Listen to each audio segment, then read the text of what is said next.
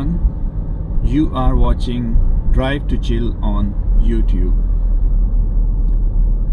इस वीडियो में जनाब मैं जर्मनी का जो शहर है डार्मस्टेड उसमें ड्राइव कर रहा हूँ और प्लान ये है कि मैं डार्मस्टेड जो है साउथ वाली साइड से नॉर्थ वाली साइड की तरफ जाऊँ, एक्चुअली वेस्ट वाली साइड की तरफ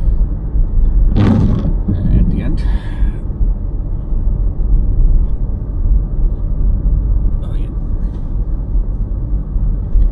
ये जनवरी का तकरीबन कह लें कि मिड है 2026 का और आज स्नो भी काफ़ी पड़ी हुई है। सुबह तकरीबन पड़ी है स्नो और कल था वेदर तकरीबन माइनस में काफ़ी, आज काफ़ी बेहतर है, आज प्लस के अंदर है जो कि अच्छी चीज़ है। इसमें गाड़ी स्लिप नहीं होती, ड्राइव करना काफ़ी ईजी हो जाता है।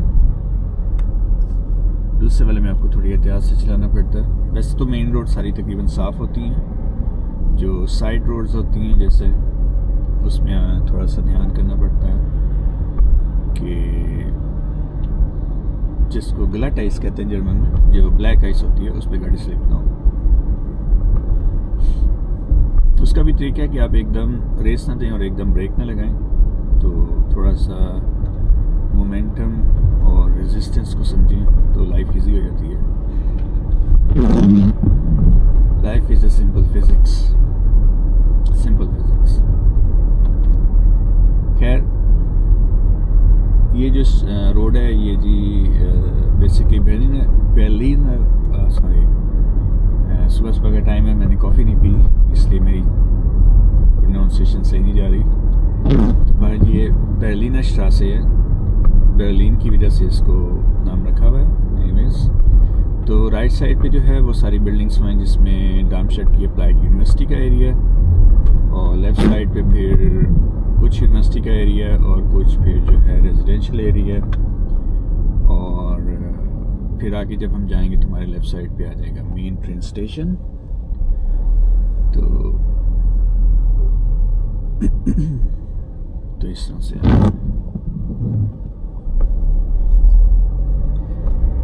डार्मस्टेड काफ़ी रीज़नेबल स्टड है, मतलब मैं दोबारा कहता हूँ डार्मस्टेड जो है वो काफ़ी रीज़नेबल सिटी है।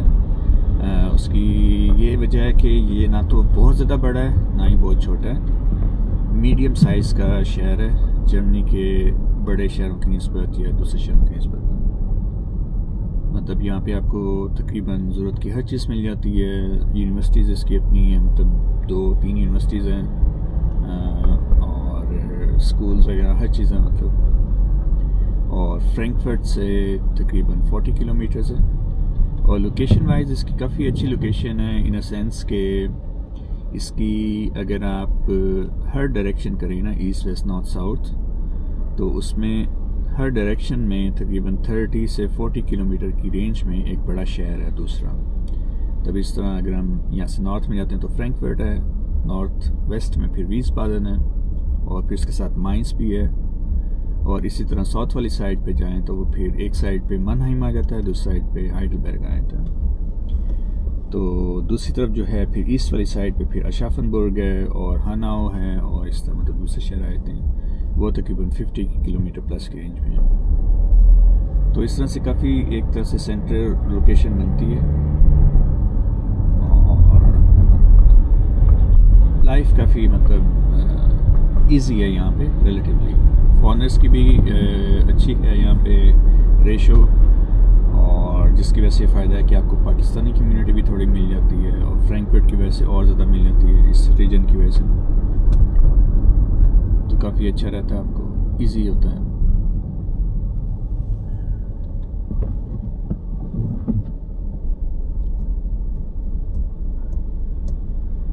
ये इस वक्त मेरे लेफ़्ट साइड पे है यहाँ का मेन ट्रेन स्टेशन। ये भी काफ़ी पुरानी बिल्डिंग है, तकरीबन 1900 समथिंग में या उससे पहले बनी होगी, 1800 समथिंग में बनी है बेसिकली।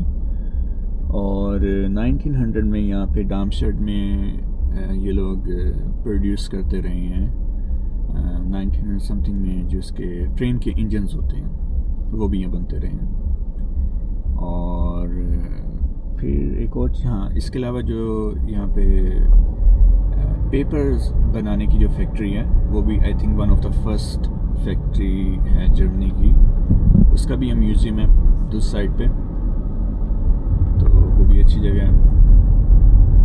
आजकल के हिसाब से ये है कि क्योंकि अब साइंस और टेक्नोलॉजी का दौर है, तो उसमें फिर यह है कि इनका जो स्पेस का जो है सेंटर जो है यूरोपियन स्पेस कंट्रोल एजेंसी और यूरोपियन स्पेस ईज़ा समथिंग एल्स बनता है उससे, तो बहरहाल वो भी इसी एरिया में ही है, डार्मस्टेड शहर के अंदर ही है।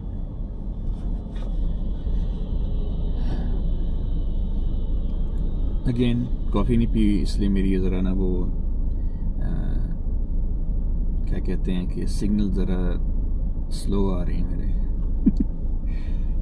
हाल यहाँ से हम लेफ़्ट हो जाएंगे और फिर आगे जाके कहीं पे राइट हो जाएंगे। तो जो ट्रेन स्टेशन का जो बैक साइड एरिया जिस तरफ हम अभी मुड़ेंगे तकरीबन उस साइड पे ही है फिर ईज़ोक का जो है जो ऑफिस कह लें या उनके जो इंस्टीट्यूट जो भी कह लें, और इस तरह ईज़ा भी एक है और एक फिर EUMETSAT है, European space European metrology something, जो वेदर सैटेलाइट्स और वेदर को कंट्रोल करता है यूरोप के, उसका सेंटर एक्चुअली यहाँ पे है, हेड ऑफिस है के लिए।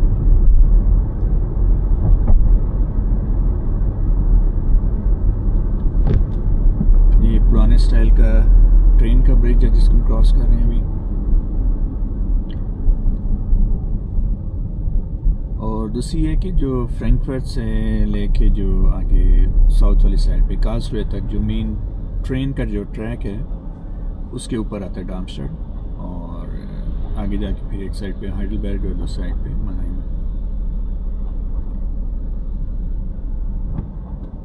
वाल ये वो एक्स्ट्रा इन्फॉर्मेशन है, शायद अगर आप बाहर से देख रहे हैं वीडियो मतलब किसी दूसरी जगह से, पाकिस्तान से, इंडिया से, इस तरह जहाँ पे उर्दू बोली जाती है या समझी जाती है, तो आपके लिए ये चीज़ें इतनी ज़्यादा इंटरेस्टिंग ना हो, लेकिन अगर आपको कभी आने का मौका मिले या जर्नी में ट्रैवल करने का मौका मिले इस तरह से, या आप इधर रहने के लिए पढ़ने के लिए, तो आपके लिए चीज़ें काफ़ी इंटरेस्टिंग हो सकती हैं। हाँ, इंटरेस्टिंग चीज़ है कि राइट साइड पे जो मेरे है ये सारा है आर्मी की, जिस तरह हमारे नहीं होती छावनी जो होती है जिसको हम कहते हैं, इस तरह ये जर्मन आर्मी की छावनी है या उनकी जो है कासेर्ने उसको कहते हैं जर्मन लैंग्वेज में। तो 2012 तक आई गेस 12 था मेरे ख्याल से या 2016 था, बाद इस टाइम तक ये सारा अमेरिकन आर्मी के अंडर था।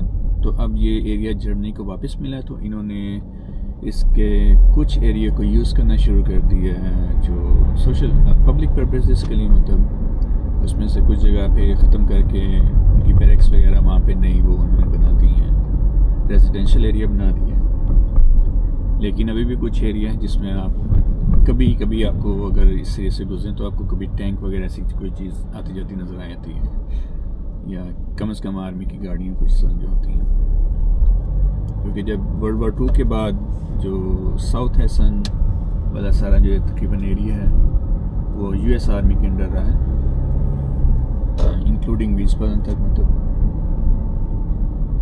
तो जर्मनी बेसिकली 4 हिस्सों में डिवाइड हो गया था, फ्रांस, अमेरिका, रशिया और इंग्लैंड के पास था हिस्सा।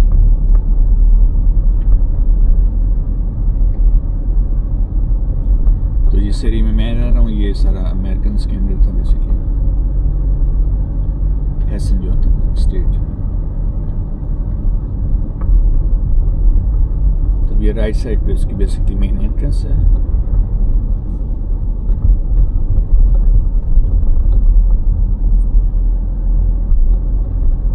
हाँ, जब सीरिया की जो वॉर हुई है तो उसमें भी जो लोग असाइलम के लिए आए थे इधर तुर्की के ज़रिए, मतलब जो आगे लोग आए हैं वो भी इन जगहों पे रुके रहे थे, तो उन्होंने इसके लिए भी यूज़ किया था इस जगह को।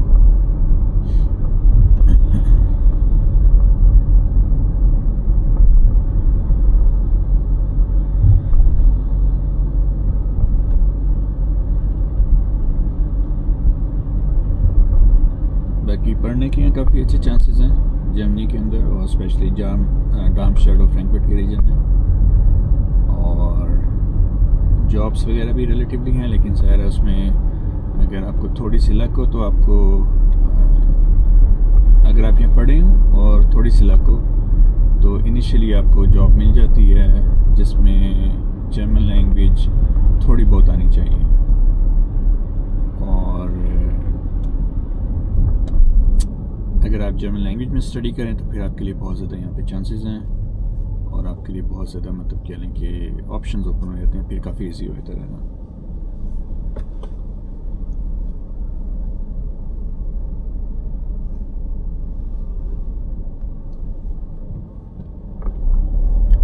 पॉपुलेशन के हवाले से डार्मस्टेड जो है तकरीबन इसकी पॉपुलेशन 160,000 है, और इसका एरिया एक्चुअली काफ़ी बड़ा है।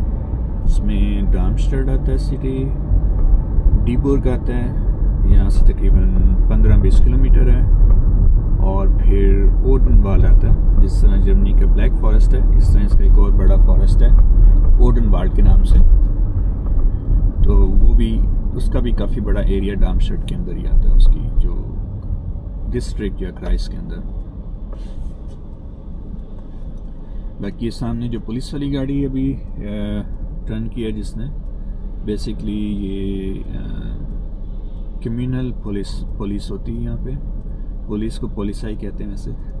तो इनका काम बेसिकली जो है वो सारी जो चीज़ों को कंट्रोल करना, उनको ऑर्डर में रखना है। तो शहर का जो बेसिकली इंतज़ाम, उसको चलाना या लॉ को इन्फोर्स करना इनका पहला काम है। उसके बाद फिर रेगुलर पुलिस है इनकी, जो बेसिकली तमाम जो क्रिमिनल एक्टिविटीज़ होती हैं उनको डील करती है। और इस तरह यहाँ पे फिर एक होती है स्पेशल जो होती है, जिसको कहते हैं क्रिपो, वो सारा जिस तरह हमारे कह लें कि FIA टाइप है या अमेरिका में होगी या FBI टाइप, वो फिर तकरीबन उस लेवल की चीज़ है जो इस सारी चीज़ों को डील करती है फिर हाई लेवल पर। तो बहरहाल जी, हम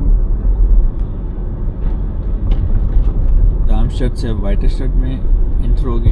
ये बिल्कुल उसका नेबर सिटी है, बीच में एक छोटा सा फॉरेस्ट का एरिया है, या साइडों पे थोड़ा बड़ा फॉरेस्ट है, लेकिन जब क्रॉस करते हैं इस रोड से तो वो थोड़ा सा रहता है। तो ये सारा वाइटस्टेड का एरिया था। राइट साइड पे वो है कंपनी एवोनिक और फिर्मा रूम, इसका काफ़ी डिफिकल्ट नाम है प्रोनाउंस करना। तो वाल ये वो बनाते हैं, इस सेक्शन में ये बनाते हैं, ये वैसे तो केमिकल प्रोड्यूस करते हैं, लेकिन इस जगह पे ये बनाते हैं सारा प्लेक्सी ग्लास, जो बुलेट प्रूफ ग्लास होते हैं, और जो एक्वेरियम होता है, जैसे जो सी में लगते हैं बड़े बड़े एक्वेरियम जो बड़े बने होते हैं, तो उसका भी जो ग्लास होता है वो सारा यहाँ पे प्रोड्यूस करते हैं।